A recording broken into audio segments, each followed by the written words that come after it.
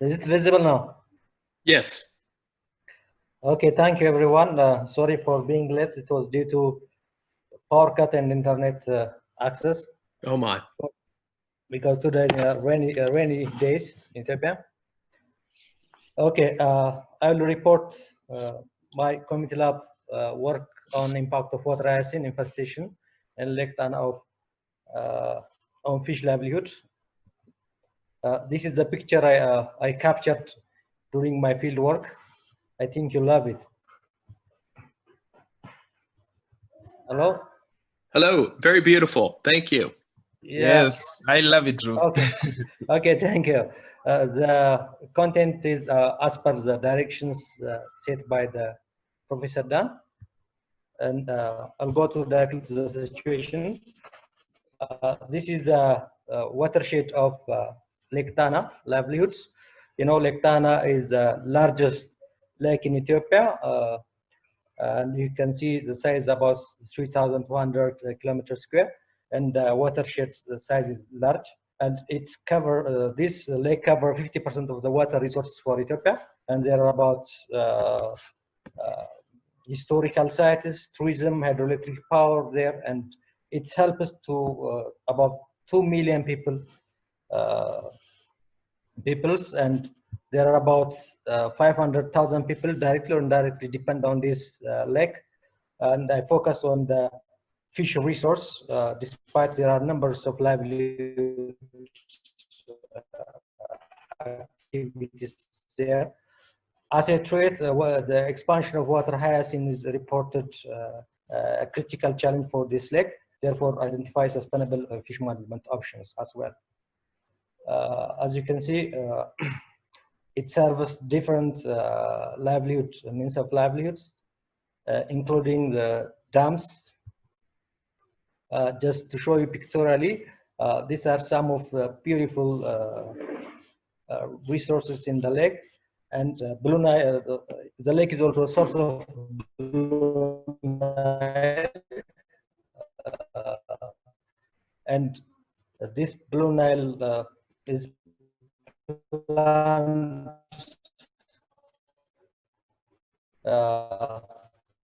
for constructing a great national dam.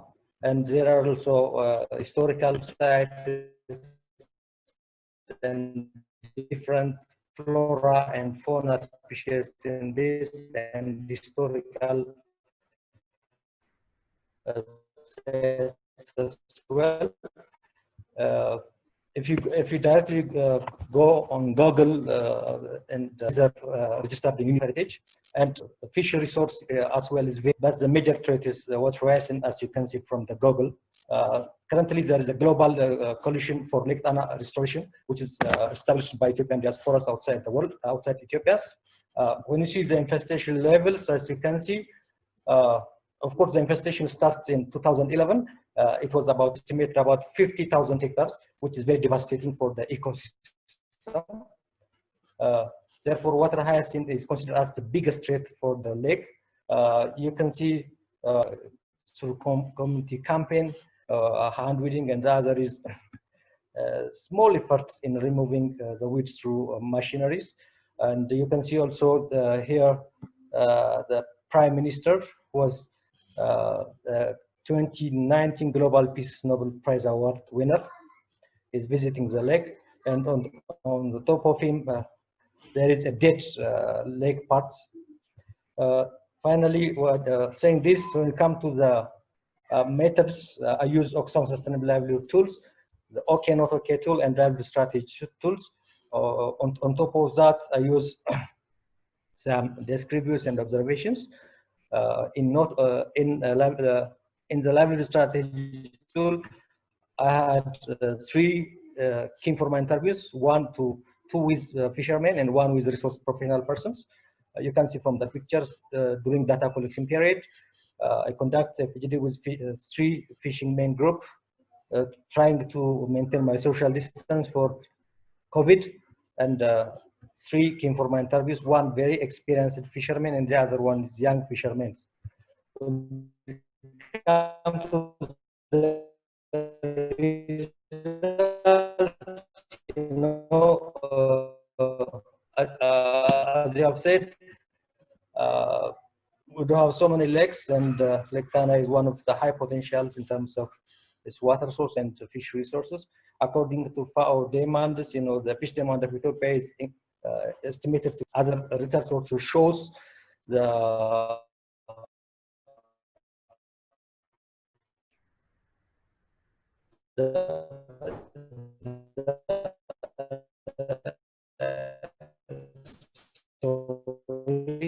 I'll come back again. The potential was about 51,000 ton, according to FAO 2003, but the other recent research in 2014 showed it is about 94,000 ton. Fish line into three periods: one free water hyacinth period, and the other one is from 2011 to 2015, and the other one is from 2016 to 2020. For the OK case in the pre 2011, the fish quote was high despite its own decreasing rate in terms of catching feed. Fish per trips, and the fish diversity was very high, and there was more fishing sites, and that's low fishing demand compared to the other periods. And the fishing frequency was very high, and the income from fish was good for the fishing men.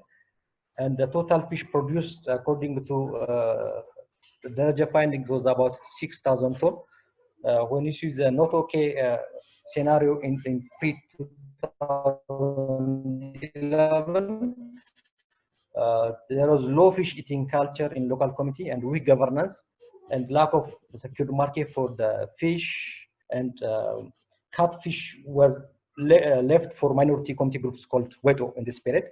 But in the next period, the catfish per trip reduced as well, and the fishermen increased, and African catfish is being eaten by majority groups in this period.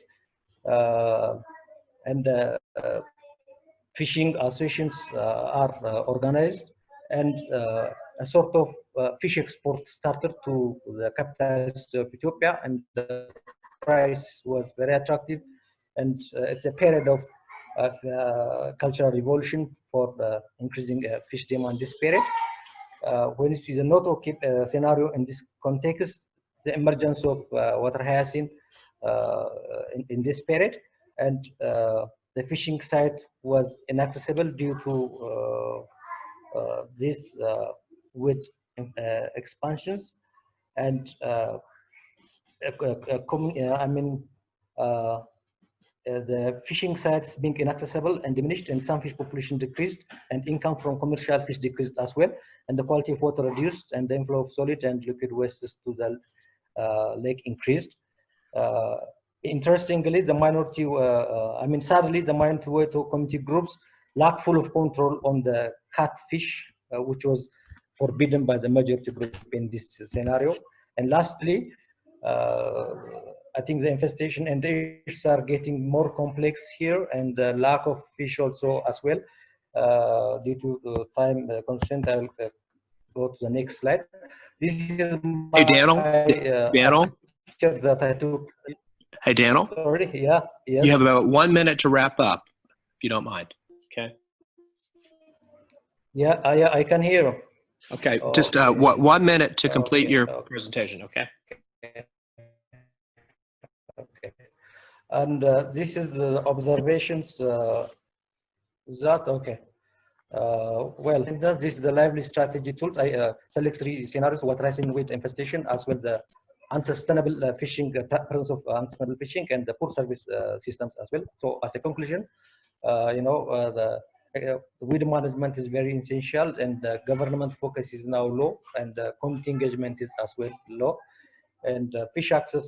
In terms of fish access, the weed expand in fish reproduction centers, and there was illegal fishing. There is legal fishing practice. This affects those marginalized community and poor small-scale fishermen as well. And this is issues that I try to identify for improving in the next scenario. This is the checklist I used, and finally, I'm sorry for the time gap. I say amasaganallo. This is Amharic word, meaning I thank you. Thank you. Thank you, Daniel. It's great to see. Is that Amharic? Yeah, it's Amharic. Okay. Well, thank you for that lovely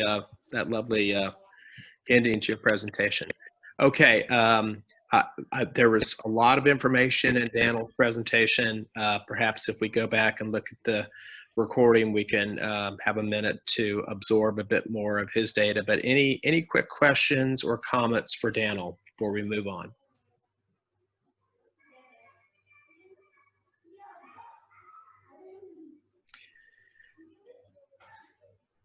You put a lot of work into that, Daniel. It was evident to me with all of your data and how well it was laid out. So very thoughtfully done. Yeah, there was a lot of time. His voice was chopped out, so sometimes I couldn't hear from him so well. But I think it's a great presentation. Yeah. I do know that in many countries, the water hyacinth is a prohibited weed. So it looks like Daniel is trying to make the best of a difficult situation with this particular weed, and wish him much success with that. Okay, would someone else like to go now? Actually, that's true. Like, for example, in Kenya, just like I think 40 kilometers from where I stay in Lake Victoria here, there's a lot of water hyacinth, and here it's kind of a nuisance because it prevents, it reduces the fishable lands for the fish. They do their best to try and remove it, but it's really there, and great to see another perspective. Yeah, good. Okay, would someone like to share?